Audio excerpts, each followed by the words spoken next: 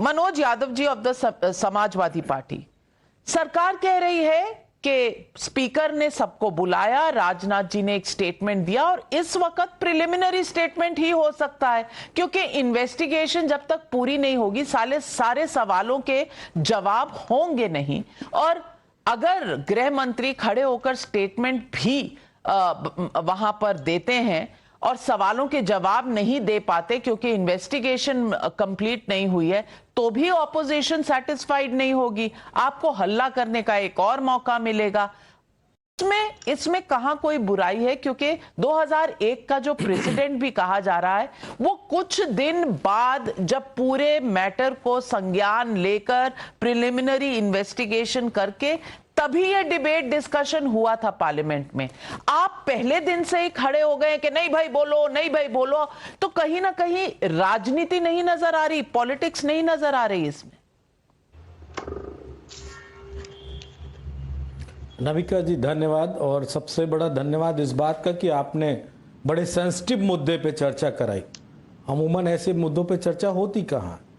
बड़ी बात यह है कि जैसा कहा कि सरकार को समय चाहिए, तमाम सारी जानकारियां चाहिए, लेकिन अगर कोई यही इसी तरीके का स्टंट अगर दूसरी स्टेट में या कहीं और विपक्ष के द्वारा होता है तो क्या सरकार टाइम लेती है, उसका अध्ययन करती है क्या?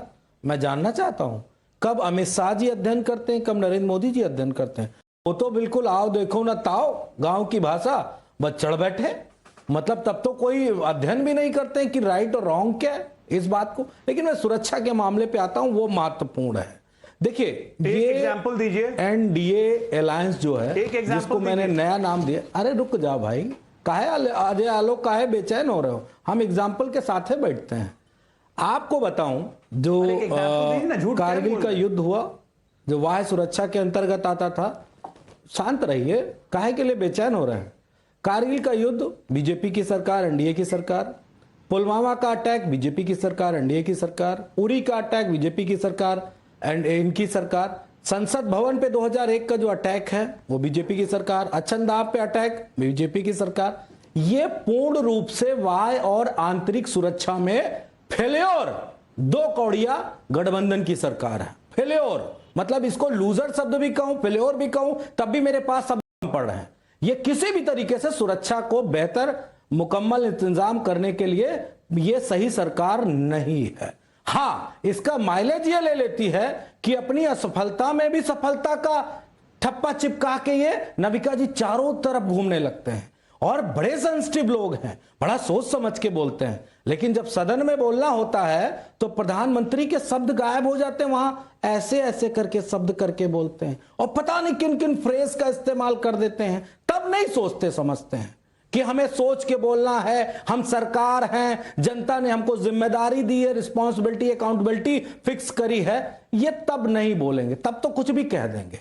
इसलिए मैं इतना जानता हूं कि ये सरकार इस देश की सुरक्षा का मखौल उड़ा रही है, दो कौड़िया एनडीए गठबंधन की सरकार। इसलिए हमें उम्मीद है कि इस देश को सुरक्षित हाथों में होना चाहिए, जो इस सरकार के द्वारा नहीं हो सकता है। चलिए, ये आपका तथ्य कम और कैंपेन स्पीच ज्यादा था, लेकिन अजय आलोक जी हाथ उठा रहे हैं। हर्षवर्धन त्रिपाठी जी आ रही हूं आपके पास। अजय आलोक जी जवाब दीजिए।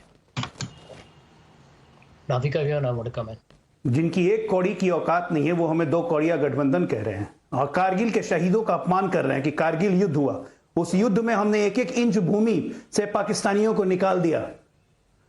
आप उड़ी का मजाक उड़ा रहे हैं, आप सर्जिकल स्ट्राइक का मजाक उड़ा रहे हैं, भारतीय सेना के शौर्य को कम करके आंक रहे हैं। आपकी हिम्मत कैसे हुई? बस यात्रा चला रहे थे। टेररिस्ट को अपना दोस्त बताने वाले, आतंकवादियों को कोर्ट से रिहा करने वाले हमें ज्ञान देंगे, हमें ध्यान देंगे। लव यू करने गए थे पाकिस्तान, लव यू कर रहे थे। आतंकवादियों को छोड़ने वाले, सिमी को अपना बाप मानने वाले हमें ज्ञान देंगे। 3000 सैनिक शहीद हो गए। सिमी को अपने गले से लगाने वाले हमें ज्ञान देंगे। घमंडिया कहने का तुम्हें ठेका मिला है, शर्म नहीं आती है? दो कौड़िया कह दिया तो शर्म नहीं आती है? तब तक उलझन होगा। मुझे लगता है कि इस तरह की भाषा इतने संगीन मुद्दे पर सच अ सीरियस टॉपिक, इस तरह की भाषा ना इस्तेमाल हो तो बेहतर है, क्योंकि देश उतना ही आपका है, हमारा है, जितना बीजेपी का है।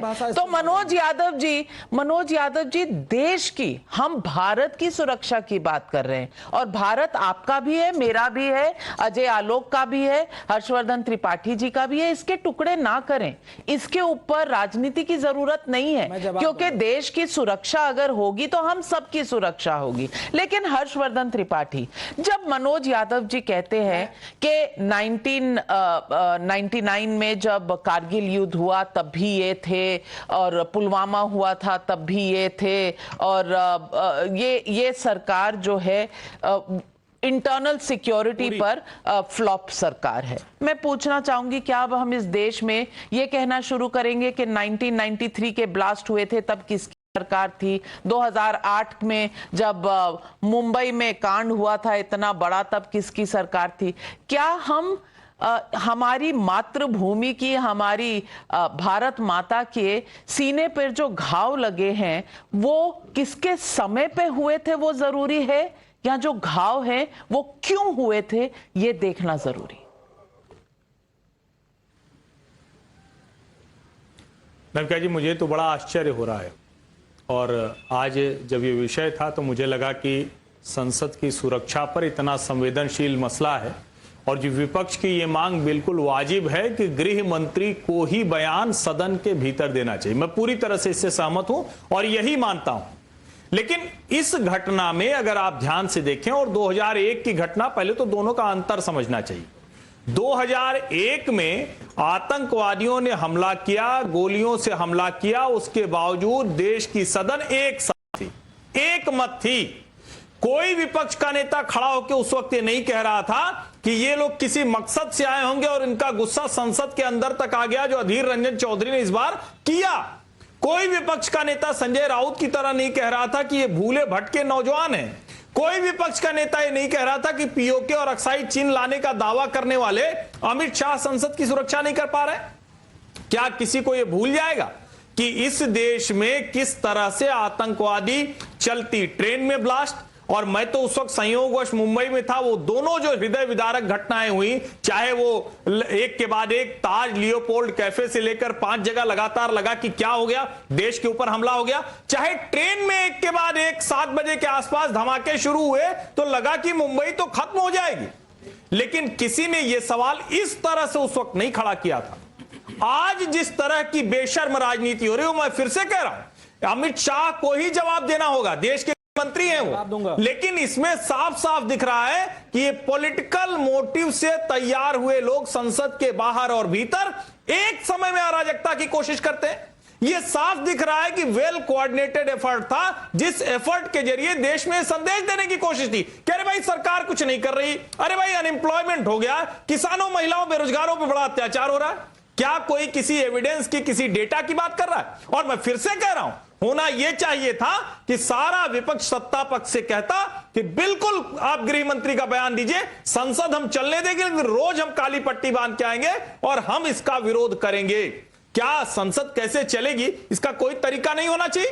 क्या इस तरह से देश की संसद चलेगी? ऐसे हमारा लोकतंत्र मजबूत होगा? मुझे लगता है सचमुच ये समीक्षा का विषय है। और एक बात मैं जोड़ दूं, ये शर्मनाक हरकत है कि महुआ मोइत्रा के कुकृत्य को प्रीतम सिन्हा के जो सामान्य सांसद का व्यवहार होता है कि अपने लोकसभा क्षेत्र के लोगों को घुमाने ले आए, दिखाने ले आए, लोकतंत्र का पवित्र मंदिर है, हर कोई जाए, सुरक्षा में चूक हुई है, इसके लिए सरकार को जवाबदेह ठहराया जाना चाहिए।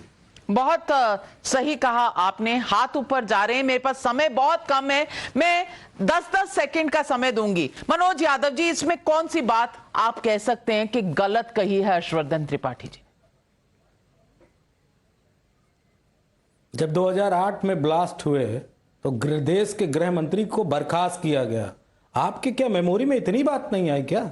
और यहां जवाब देने के लिए अभी गृह मंत्री के पास टाइम नहीं है, वो विश्लेषण कर रहे हैं, विवेचना कर रहे हैं। क्या बताना चाहते हैं आप? संजय झा, हर जिम्मेदारी, हर जवाबदेही पे कार्रवाइयां होती हैं। संजय झा, हम लोगों पे सवाल Navika, we have seen how the Narendra Modi government performed to the floor of parliament. Ramesh Bidhori made a highly disgusting speech in Parliament. The BJP said we have issued a show cause notice and we will sort it out. We know they did nothing. This government has zero credibility. When it came to the second COVID wave, farmer protests, women wrestlers protesting, Manipur, the Prime Minister is absent, Mr. Shah is absent. Why? My friend, it's fine for you to say the government has zero credibility. What about the credibility of the opposition? Ajay Alok, please respond. 30 seconds. Navika ji, I can understand the frustration coming out when everybody speaks about this government, that this government has lost its credibility. After astounding victories and victories, and you have the face to say that this government has lost credibility. I mean, amazing, Sanjay. At least I didn't expect this from you. Well, And I don't know why Navika keeps on calling you suspended leader of Congress, suspended leader of Congress. You're the only sane voice I see something if Congress listens to you. And you say credibility of this government. The Modi is credible not only in India, but Modi ji credibility is there in the world. First time India's credibility has picked up in the world for the first time. well, Passport has gained its ladies momentum and its gentlemen, credibility. we all understand and we all recognize that this is a very, very important issue of the security of the nation, because when there is an attack or a security breach in Parliament, it reflects the preparedness of the country. But is this an issue on which politics should be done? Or is this an issue on which we as a country, we as lawmakers should sit together to find out in future no such breach takes place?